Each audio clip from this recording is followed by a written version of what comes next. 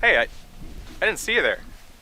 Right now, I am in Carp, a small rural community about a half-hour drive from Ottawa, the capital of Canada. That building right there is actually a nuclear Cold War bunker. But it's not just any Cold War bunker. See, it's actually the Diefenbunker, and if you're not from around here, you probably don't know what that means. So this facility was built at the height of the Cold War for one very specific purpose: to house then Prime Minister John Dief the Chief Diefenbaker in the event of a nuclear war. Diefenbaker, Diefenbunker, we have fun here. Now obviously Canada never saw combat, much less a bombing, during the course of the Cold War, and after the dissolution of the Soviet Union in '91, the base was soon decommissioned in '94. After briefly being considered as the spot for a trendy nightclub and a paintball arena, eventually it was named Canada's official Cold War museum and mandatory destination for all grade 8 field trips. And since 2017, it's technically the world's largest escape room, and it's very, very big, so I believe it. We didn't get out. But if you clicked on this video, you're probably looking for the answer to one very specific question. Did a biker gang try and buy this thing? Many years ago, my dad told me that very strange rumor, and it's so absurd and specific that it begs the question. Where did it come from? Let's find out. My first stop was back to where this all began. I went and asked my dad where he heard the rumor. Hey Dad, I got a question. Do you remember, like a long time ago, you were telling me about the thing? Turns out he doesn't really remember any specifics, but that he heard the rumor from his dad, who very likely read about it in a newspaper. And going by my grandpa's reading habits, it was likely the Globe and Mail. So I managed to find this article, which is only one paragraph long, about the Diefenbunker from August of 2001. A concrete relic of Canada's Cold War past is now officially history. A mammoth underground atomic bomb shelter nicknamed the Diefenbunker has been torn down for the same reason it was built: national security.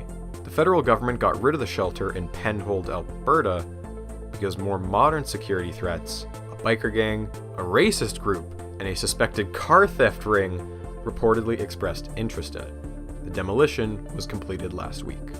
Okay, so there's a few things going on here. We now have a general time frame, August 2001. But we've also opened several new cans of worms. For one, the location is listed as Penhold, Alberta, but also that it was demolished. As someone currently filming at the Diefenbunker, I'm beginning to think this article knows something I don't. And finally, we have an even more absurd rumor that not only did a biker gang want to buy the bunker, but that a racist group and a suspected car theft ring also expressed interest. I'm beginning to have some doubts. A quick trip to Wikipedia clarified a bunch of things for me, but namely that this wasn't the only Diefenbunker. See, there was nearly 50. In 1958, John Diefenbaker announced Project Ease, which, at least on paper, was supposed to be a network of radio comms towers across the country, when in reality it was a network of top-secret nuclear bunkers designed to house the various provincial governments in the event of nuclear Armageddon. And for much of the 2-year construction, many of the workers didn't know what it was they were building. Now, here in Ottawa was the centerpiece, a 4-story facility that could store 535 people for a period of 30 days, and it could withstand a nuclear blast of 5 megatons at nearly 2 kilometers away. At least that's what the plan was. At one point during construction, a reporter for the Toronto Telegram rented a plane and flew over the construction site to take pictures. It seemed odd that a radio comms tower required 78 toilets to be installed, and from that point the cat was kinda out of the bag. Construction hadn't even finished yet, and already the top secret location was a front page news story. In the end though, it wouldn't really have mattered either way.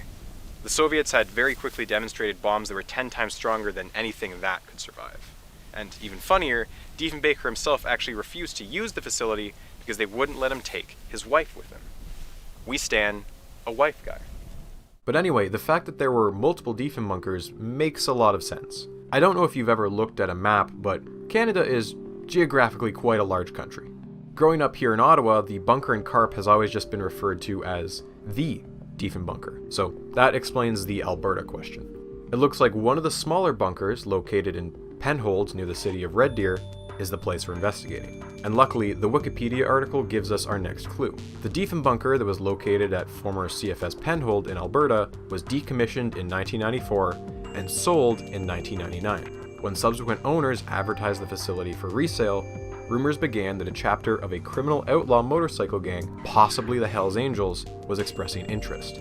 This prompted the federal government to repurchase the facility and have it systematically demolished and hauled away at considerable expense. Now that's an interesting tidbit. We get a name drop for a specific biker gang, the Hells Angels. Also, notice how the racist gang and the carjackers aren't mentioned here. I'm willing to bet that the biker gang rumor is the original, and those two were added on through a game of broken telephone.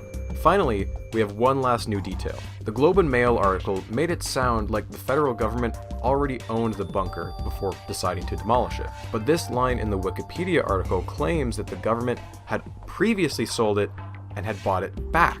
So my question is, who did they sell it to, and can I find them? Now, unfortunately, there's no citation attached to this particular paragraph, but at least we have a firm lead to follow. Searching for Penhold Diefenbunker Biker Gang led to several blogs or news articles that say very similar things. There's still not much more in the way of concrete details. No dates, no names, just general rumors. The most useful article is one from 1997 by the United Press International. In it, we see a quote from RCMP Corporal Judy Best, where she says that there is a serious concern with fortified properties, such as the former Penhold bunker, being purchased by any criminal organization.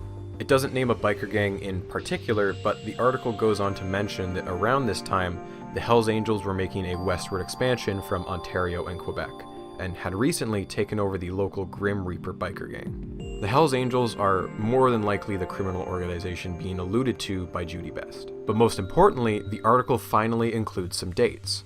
We learn that the base was decommissioned in 94, bought by two local businessmen in 95, and that by 97, the two men were selling the bunker on the internet. And by that point, rumors about the biker gang had already started. And if we refer back to the Globe and Mail article, the feds demolished the base in 2001. Looks like we got ourselves a nice little timeline. Let's see what we can find out about these local businessmen. Turns out, not much. I tried looking for any sort of record of sale of the bunker since I figured that would be accessible in some government database, but I couldn't find anything. I did find one article from the CBC, which states that a man named Lauren Weiberg made a bid to turn the bunker into a medical marijuana grow-op. Only issue is, he lost the bid to a competing company in Saskatoon, and his redevelopment plans completely fell apart. It's unclear whether he actually owned the bunker at any point. So at this point, I remembered that I hadn't really looked into the demolition of the bunker, so Googling Penhold bunker demolition finally led me to a website about Canadian civil defense history. And they actually had photos of the demolition confirming the fate of the bunker. According to this newspaper clipping, the demolition started in March of 2001, ended in August, and the demolition contract was awarded to a company called Kalor for a grand total of $800,056. Another history site had an even better newspaper clipping from the Nanaimo Free Press, and I really hit the jackpot with this one. The feds had apparently sold the bunker to two Red Deer businessmen in 1995 for a total of $472,000. But by 1997, the businessmen were already looking to sell it. It was during this time that the Hells Angels, the white supremacists, and the Miami carjacking gang had inquired about the bunker, prompting the feds to panic and buy back the bunker for nearly twice what it was sold for. A cool $1.25 million. Curious what the Hells Angels offered? $1.3 million. And from the sounds of it, the local community wasn't pleased that the bunker was demolished, rather than repurposed into something useful or fun for the community. And look, by this point, I was decently satisfied with what I'd found. I'd mostly figured out the timeline, gotten multiple newspaper clips, and even a concrete number of how much the Hells Angels had offered. But I was still holding out hope for an interview with the bunker's previous owners, or at the very least, I wanted a pair of names. But none of the newspaper articles had identified them, and after 20 years, the odds of these people still being alive was iffy. I was ready to give up, and I almost did. So all of this is to say, you will not believe how I found the answer. I was collecting B-roll for this video and found a YouTube video tour of the bunker. And scrolling through the comments, my eyes nearly fell out of their sockets. My grandpa owned both bunkers in Penhold. This discovery was followed by me desperately replying to Brock's 1-year-old comment, hoping to high hell that he'd get back to me. In the meantime, I started adding the last name Warkentin to my Google searches, and that was the missing piece of the puzzle. I managed to pull a yearbook from a local high school, and I found this. Harvey Bunker Warkentin. Folks, we got him. I think that's our guy. Now, Brock eventually did get back to me and confirmed that Harvey is his grandpa. Not only that, though, according to Brock, his grandpa was approached by none other than Lucasfilms to use the Penhold bunker as a set for the Phantom Menace. However, the deal fell through when it became clear that they would have to rip the bunker apart, and that his compensation would be in the form of leftover memorabilia and set pieces, as opposed to actual cash. Now, feel free to take this part with a grain of salt. Obviously, it undoubtedly feels a little too good to be true, but the Ottawa bunker has been featured in at least one A-list movie with Ben Affleck and Morgan Freeman, so I don't know, and the timelines match up. I'm willing to give this one the benefit of the doubt. Finally, Brock provided me with a link to a 2006 Toronto Star article that quoted his grandpa Harvey, stating that yes, the Hells Angels expressed interest, but that he would never actually sell it to them for obvious reasons. So I don't know about you, but I'm willing to take that as a win. This has gone from rumor to, I would argue, verified fact. The Hells Angels really did try to buy a nuclear bunker for $1.3 million. Thanks for sticking with me.